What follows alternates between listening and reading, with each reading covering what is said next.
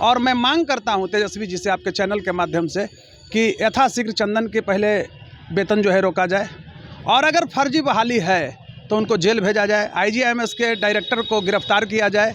IGMS के director ने सरकारी स्तर पर मिली भगत करके और मैनेज करके वहाँ फर्जी डॉक्टरों की बहाली कर लिया।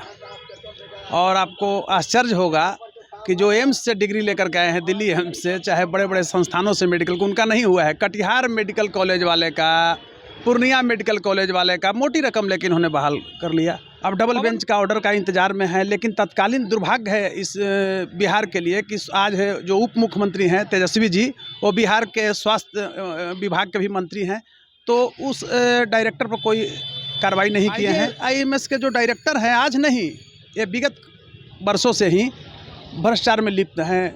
वहाँ जो खरीद जो हुई है, आपको मैं बता रहा हूँ, इंस्ट्रूमेंट का, मेडिकल इंस्ट्रूमेंट का, इक्विपमेंट का, उसमें व्यापक घोटाला किए हैं। आईजीएमएस के कैंपस में इन्होंने दुकान जब दे रहे हो तो ओपन क्यों नहीं विज्ञापन दिया मार्केट में? बिल्कुल सिंगल तुमने मंगा करके पैसा लेकर के और आवंटित कर दिया है, बताइए। और दुकान का चौगुना ये लोग दुकान पर पैसा लेता है दवा का। दोस्तों नमस्कार, बहुत स्वागत आपका चौकस भारत में। मैं आपका दोस्त Brajendra. Nation first democratic party के राष्ट्रीय अध्यक्ष कौशलेंद्र नारायण जी आज मेरे साथ हैं और हम बात करने जा रहे हैं। दरअसल जब इनसे हमारी बातचीत होती है तब बड़ा विस्फोटक खबर को ये शेयर करते नज़र आते हैं।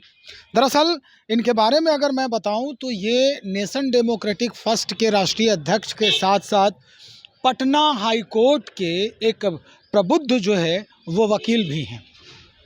इन्होंने जब कोई भी कदम उठाया है तो निश्चित तौर पे वो समाज को न्याय दिलाने के लिए ही उठाया है। चाहे वो बीपीएससी का मामला हो, बिहार एसएससी का मामला हो, या कोई भी ऐसी नियुक्ति मामला हो, या एम्बुलेंस घोटाले की मामला हो। बहुत सारे ऐसे मामले हैं जो इनके द्वारा कई बार उजागर किया गया है। आज जो बात हम आपसे शेयर करने जा रहे हैं ये आईजीआईएमएस में डॉक्टरों की नियुक्ति घोटाला से संबंधित है। इसमें कई अनियमितता जो है वो सामने आया है, जैसा कि कौशलेंद्र नारायण जी शेयर किए हैं, बताए हैं। चलिए सीधा इन्हीं से बात करते हैं। सर बहुत स्वागत आपका चौकस भारत में।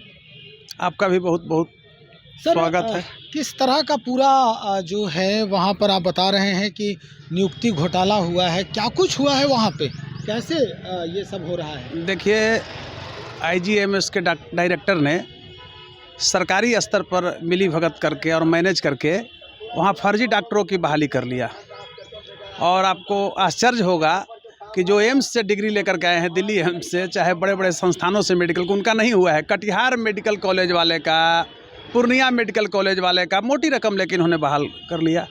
पवन कुमार की बहाली नहीं हुई, बाहर से पढ़ के आए हैं, जो डॉक्टर हैं, तो उन्होंने केस किया। उसमें चंदन कुमार गलत तरीके से पकड़े गए बहाली में। पटना हाई कोर्ट के एकल पीठ ने, सिंगल बेंच ने आदेश दिया कि चंदन कुमार की गलत बहाली है, तो उनकी बहाली को स्टे करने का भी नहीं दिया कि तत्कालीन को वेतन दे। लेकिन हटाया नहीं आईजीएमएस के डायरेक्टर ने, और हटाया नहीं, उल्टे पेमेंट भी दे रही है। अभी डबल बेंच में वो केस आया है।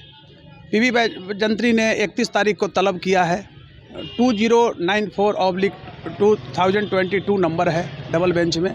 तो जस्टिस बैजंत्री साहब ने कॉल किया है। उन्होंने कहा है कि आईजीएमएस के डायरेक्टर जो है हमको सपोर्ट नहीं कर रहे हैं। तो बताइए कि एक क्या बिहार में चल रहा है। मैं खुल कह रहा हूँ और बार बार मैं कहता हूँ कि आरक्षण सब जगह भी सही था। हालांकि आरक्षण पर यहाँ हमको नहीं बोलना चाहिए, लेकिन कम से कम मेडिकल और चिकित्सा जगत में नहीं होना चाहिए। डॉक्टर के जब ये नाड़ी पकड़ते हैं मरीज को तो उसमें जाति नहीं देखते हैं, रोग पकड़ते हैं। तो यहाँ मेरिट का ये होना चाहिए था। उसमें भी एक घुसपैठ हो गया, चाहे किसी भी जाति का बहाल हो, अयोग्य को बहाल किया गया है। और अब डबल बेंच का ऑर्डर का इंतजार में है। लेकिन तत्कालीन दुर्भाग्य है इस बिहार के लिए कि आज है जो उप मुख्यमंत्री हैं तेजस्वी जी, वो बिहार के स्वास्थ्य विभाग के भी मंत्री हैं, तो उस डायरेक्टर पर कोई कार्रवाई नहीं किए हैं। और चंदन की बहाली को रद्द नहीं किया गया है। फर्स्ट बेंच का जो फैसला है, सिंगल बेंच का जो फैसला है, उस पर उन्होंने कोई एक्शन नहीं लिया है।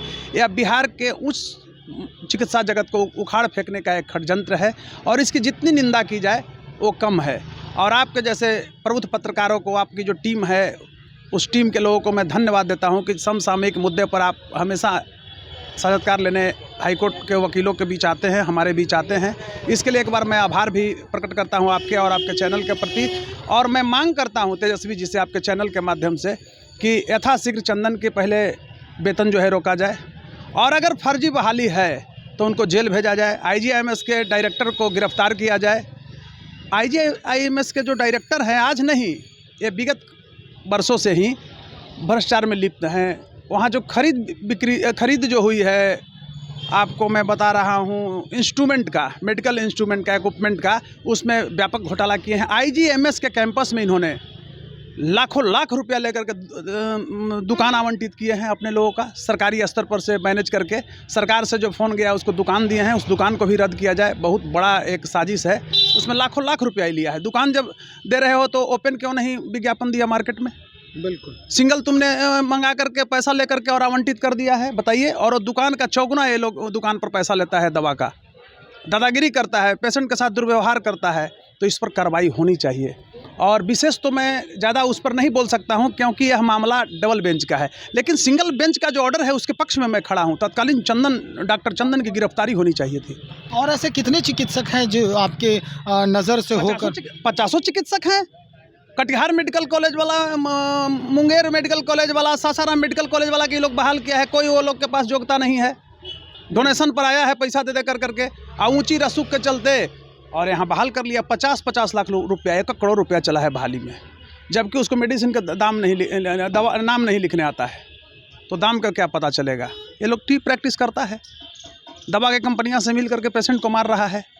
और ये डायरेक्टर जब से आए हैं तब से तो एकदम बर्बाद कर दिए। मतलब आपको मैं खुल के एक चीज़ बताना चाहूँगा, कितना शर्म की बात है कि IGMS एक मानक मेडिकल इंस्टीट्यूट के रूप में पटना में स्थापित है। यहाँ बाहर के मरीज भी आते थे, आज वहाँ कूड़ेदान हो गया है। आप जा करके देखिए व्यवस्था, ये दादागिरी करता है वहाँ का डायरेक्टर।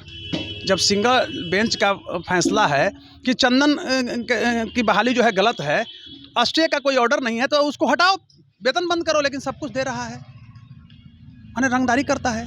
तो इस स्थिति में ज़्यादा हम नहीं बोल सकते हैं। एक कानून जो लीगल एस्पेक्ट है उसके अंतर्गत ही बोल सकते हैं। डबल बेंच में आया है, हम ये ज़रूर मानते हैं, और ख़ासकर उस पर भी एक्शन लिया है डबल बेंच ने। PB बैजंत्री साहब की बेंच ने एक्शन लिया है कि 31 जनवरी को पटना IGMS के डायरेक्टर हाजिर होंगे हाईकोर्ट में, सशरीर उपस्थित होंगे।